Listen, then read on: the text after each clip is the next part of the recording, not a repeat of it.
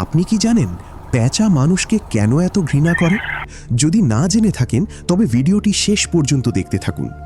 হজরত ইমাম জাফর সাদিক রাদিয়াল্লাহু আনহু বলেন, ৯ মুহররম রাতে একটি পেঁচা ইমাম হুসাইন রাদিয়াল্লাহু আনহুর কাছে এসে বলল, হে হুসাইন, আমার জন্য কি হুকুম? উত্তরে ইমাম হুসাইন রাদিয়াল্লাহু আনহু বললেন, তুমি এখান থেকে চলে যাও, আগামীকাল এখানে যা ঘটতে যাচ্ছে তা তুমি সহ্য করতে পারবে না। কিন্তু পেঁচাটি সেখান থেকে যায়নি, বরং আড়ালে থেকেই সে মানুষের চরম নিষ্ঠুরতা ও পাপের এক ভয়াবহ রূপ দেখল।